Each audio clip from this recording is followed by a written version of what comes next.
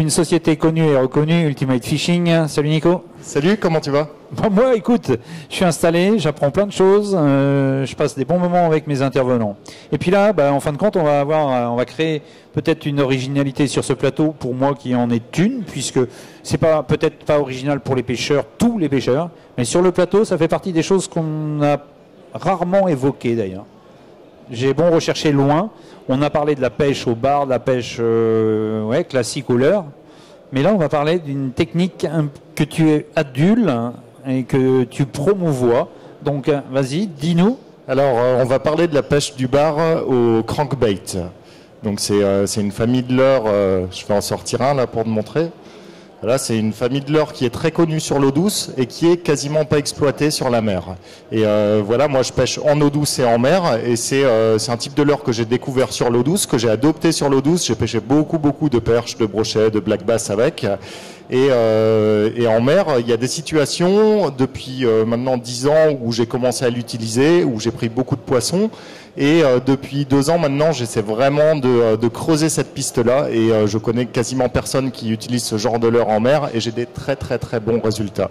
Donc voilà, je voulais aborder un petit peu ça. C'est vrai que c'est un sujet qui est pas classique du tout sur un salon de pêche en mer et sur une intervention vraiment ciblée sur le bar. Mais je pense nous pêcheurs de bar, on est passé à côté de quelque chose. Et voilà, on va essayer d'en parler. J'ai un petit peu d'expérience maintenant sur ce type de leurre-là, et puis je vais essayer de donner les quelques trucs que j'ai cru comprendre. Parce qu'à titre d'information, quand les poissons nageurs étaient sur le marché il y a une vingtaine d'années, les premiers, nous pêchions déjà avec des cranks, mais sans avoir de résultats plus que ça. Et c'est pour ça qu'on l'a oublié.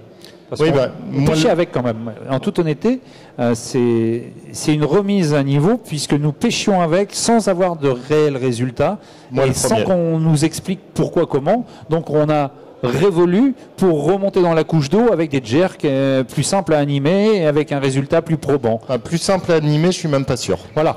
Enfin, bon, ça on va en parler un peu de l'animation, voilà. Mais je pense que comme beaucoup de leurres qu'on essaie, on fait tous à peu près la même erreur. C'est qu'un leurre qu'on met un peu dans la boîte à essayer, c'est celui qu'on sort toujours les journées où on n'a rien pris, avec des conditions qui sont pas bonnes, et on le sort à ce moment-là, on prend pas de poisson dessus, et on se dit bon, je vais le ranger, mais c'est pas dans ces conditions-là qu'il faut essayer un leurre. Si vraiment il n'y a aucun poisson à prendre, c'est assez rare que le potentiel du leurre se dévoile dans ces conditions-là. Et moi, j'avais essayé le crank comme d'autres types de leurres dans ces conditions, et puis je l'avais mis de côté. Et en fait, j'ai recommencé à pêcher avec un jour où on avait prévu de sortir avec un copain. Il y avait une tempête fabuleuse, mais on n'avait pas beaucoup de créneaux pour sortir à la pêche ensemble. Et on a la chance en Bretagne d'avoir une côte qui est très découpée, et toujours une côte qui est un petit peu à l'abri de la houle. Et on s'était rabattu, là c'était en baie de Douarnenez, ce jour-là on voulait aller au Glénan, et il y avait une houle qui était trop forte pour aller au Glénan, il y avait un vent d'ouest qui était très marqué, et en fond de baie de Douarnenez, on était protégé de la houle, et on a réussi à sortir là-bas. Le problème, c'est qu'on avait des dérives ultra rapides, il y avait un force 7, fallait vraiment être motivé pour aller en mer, et on n'arrivait pas, on pêchait dans peu d'eau, dans 3-4 mètres d'eau, et on n'arrivait pas, avec les leurres classiques qu'on utilise, à avoir une ligne tendue et à pêcher proprement. Et là, je me suis dit, le crankbait, j'en avais un dans la boîte depuis longtemps, que je sortais jamais. Je me dis, ça va me permettre d'avoir la ligne tendue, parce que c'est un leurre qui tire beaucoup sur la canne, et ça va me permettre de peigner du terrain très vite, comme on dérivait vite, et d'essayer de trouver des poissons actifs. Et ce jour-là, j'ai pris beaucoup de poissons avec, et après c'est quelque chose que j'ai adapté systématiquement dès qu'il y avait beaucoup de vent, une dérive rapide. Je pêchais au crankbait dans ce type de profondeur, entre 2 mètres et 6 mètres d'eau à peu près. Et j'ai pris du poisson régulièrement comme ça, et ça c'est quelque chose que je fais depuis une dizaine d'années maintenant. Et là, depuis l'année dernière et l'année d'avant, mais surtout l'année dernière, j'ai essayé de pêcher différemment. Alors j'ai pêché, là je sais pas si on le voit un petit peu sur les images derrière, là j'ai pêché pas mal en kayak, en estuaire aussi, et dans des conditions là qui sont beaucoup plus calmes, où il n'y a pas de vent, et du coup c'est devenu un leurre vraiment très intéressant pour moi. Et par contre, il y a un petit truc à savoir, c'est que les conditions vraiment où je prends beaucoup de poissons et où je déclenche énormément de touches, c'est des conditions où je trouve une profondeur d'eau qui correspond à la profondeur d'évolution de mon crankbait. Et mon but, ça va être avec le crankbait d'aller taper le fond. Mais vraiment, faut que je touche le fond. Le crank, il est fait, en fait, il a une bavette qui va permettre, c'est la bavette en fait qui va toucher l'obstacle, et quand elle touche l'obstacle, le crank en fait, il va se renverser par-dessus et il va recommencer à nager après. Et je pense que c'est cette action-là d'une nage qui est assez linéaire, comme on peut faire avec un leurre souple, avec un poisson nageur, qui attire les poissons, mais les poissons ne mordent pas forcément, mais que dans ces conditions-là, quand on va toucher l'obstacle, que le crank il prend sur le côté et il fait un écart et il recommence à nager, c'est quasiment tout le temps dans ces conditions-là que je déclenche les touches. Et c'est des poissons qui sont suiveurs, qui prennent pas les leurres, et avec le crank en tapant dans le fond, j'arrive à les déclencher. Alors un crank, on peut pêcher de 50 cm à 6 mètres. Oui, tout à fait. Alors il y a différents modèles. Là, moi, il y a un modèle que j'utilise plus parce que j'avais déjà une grande confiance dans ce modèle-là sur l'eau douce. C'est une gamme qui s'appelle Basswitcher. C'est un leurre de chez Baits, qui est un très vieux leurre, hein. Et donc il se décline dans différentes tailles. Là, par exemple, on a voilà un crank avec une petite bavette. Ça, c'est la taille qu'on appelle 1-0. C'est une taille, si on l'utilise sur un bas de ligne de 25-30 centièmes à peu près, qui va nager dans 1 mètre d'eau. Après, j'en ai un autre avec une bavette un peu plus grande, qui est le 2-0, donc qui plonge à 2 mètres. Je vais avoir celui que j'avais sorti tout à l'heure, le 3-0, 3 mètres, et ici le 4-0 qui plonge à 4 mètres. Et en fait, en connaissant un peu mes zones, alors soit je pêche en bateau ou en kayak et j'ai un sondeur, je sais la profondeur qu'il y a sur la zone, mais je pêche aussi du bord beaucoup avec, et je connais mes profondeurs, c'est des postes que je connais déjà par cœur, et donc je vais choisir le modèle que je vais utiliser en fonction de la profondeur d'eau. Est-ce que tu as un coloris fétiche ou est-ce que tu t'adaptes avec les fameuses lumières ouais, je m'adapte pas mal. Je pense que c'est le cas un peu sur tous les leurres. Je dirais que sur des milieux ouverts où je vais pêcher vraiment en mer, des zones de sable avec des herbiers, des petits plateaux rocheux, des choses comme ça. Si l'eau est assez claire, je vais toujours avoir tendance à utiliser des leurres avec des coloris assez naturels, comme ça, un peu passe-partout. On va dire c'est au moins par cela que je vais commencer. Voilà. Et après, quand je pêche dans des endroits qui sont vraiment très encombrés ou des zones qui sont un peu sales ou en estuaire, j'hésite pas à avoir des coloris vraiment qui claquent, qui tranchent comme ça. Et ça marche vraiment très régulièrement. Ok, super, super. Merci Nico, j'avais demandé un petit café, il y a des gens, putain, ça s'appelle Nico, c'est des gens gentils les Nico. C'est ça. Merci, extraordinaire. Donc là tu pêches effectivement à différentes profondeurs, mais quand tu es en pleine mer par exemple, tu vas un peu plus large, on reste dans le côtier quand même, pleine mer, mais là on te voit sur le kayak dans un estuaire, mais si tu vas un peu plus large et que tu tombes sur 7 mètres de profondeur, est-ce que tu utilises quand même ton crank? Tu touches pas le fond bien entendu, mais... Je l'utilise mais pas avec les mêmes résultats. Voilà. Je pense qu'il y a des choses à développer. Là, il faut que je creuse encore plus pour réussir à prendre des poissons entre deux eaux avec. J'en prends, hein, mais là, je vais pas te dire que c'est le leurre ultime pour faire ça.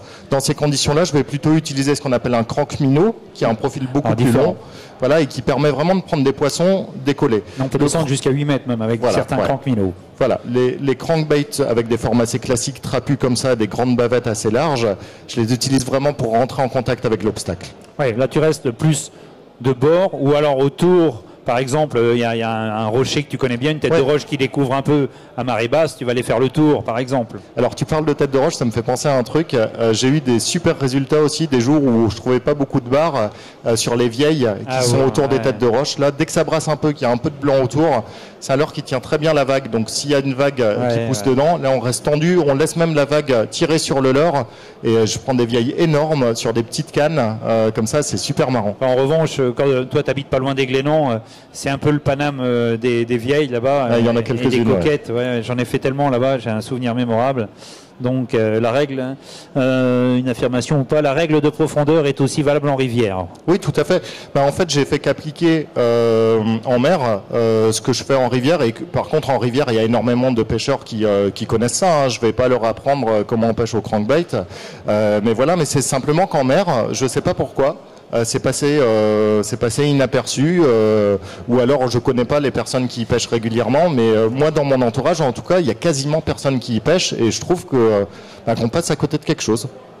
Pour conclure, tu as dit bas de ligne de 25 centièmes environ? Ouais, alors ça va dépendre un peu de la zone. Sur une zone très encombrée avec beaucoup de courant, je vais mettre un peu plus, je vais aller jusqu'à 30-32 centièmes. Et sur des zones un peu dégagées où je peux combattre le poisson tranquillement, 25 c'est pas mal, ouais. Bon, il y en a un beau cheptel. Lequel utilises-tu le plus souvent? C'est une question le plus aussi. Souvent, il est de l'autre côté. Alors, je vais te le montrer. D'ailleurs, c'est toujours l'astuce. On est là aussi pour avoir un peu son avis, quoi.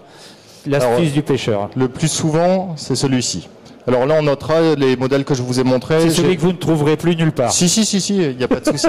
Et je voulais juste dire, sur celui-ci, j'ai changé les triples. J'ai mis des triples. Alors là, c'est sur la taille 4.0, c'est des triples en taille numéro 6. J'ai mis des triples marinisés pour qu'ils résistent un petit peu mieux. Voilà, c'est ce que je fais en général sur l'écran. Vraiment, ceux que je bascule que sur la mer. Je les mets en triple marinisé comme ça, et puis là voilà, j'en ai que je vais utiliser autant en eau douce qu'en mer, donc je finirai par leur changer les triples, mais je commence avec les triples d'origine.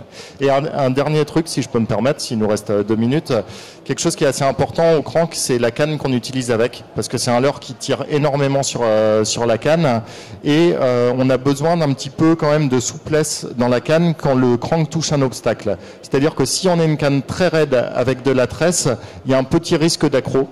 Voilà, qu'on peut éviter soit en associant cette canne qui est d'action rapide, assez raide, avec un nylon ou un fluorocarbone spoolé sur le moulinet, soit en utilisant une canne un petit peu plus souple, on va dire, une action medium fast par exemple, et là on peut l'associer à une tresse.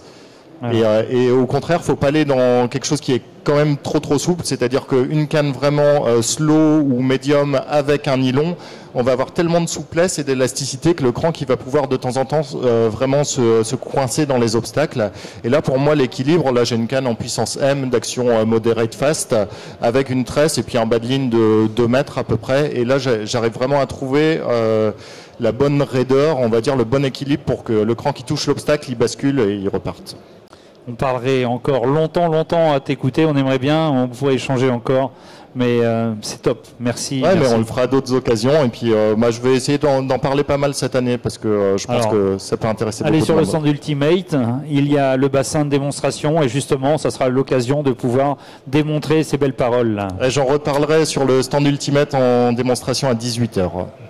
Voilà, je lance le truc et voilà. Ça, on pourra le voir nager. Merci Nico. Merci. Je vous conseille de continuer à poser ces questions intéressantes. Vous êtes de plus en plus nombreux à vous connecter. Suivez le fil, c'est très important, chers audimates.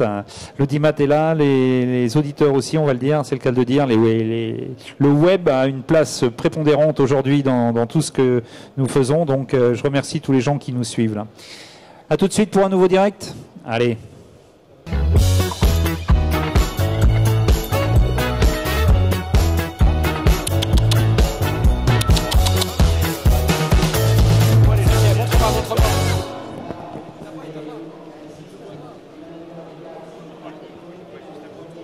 Christophe. Intercom.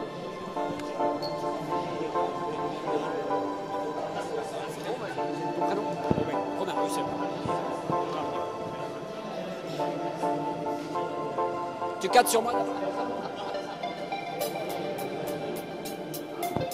C'est ça ce que je cherchais, regardez où il était. Ah bah, Jingle.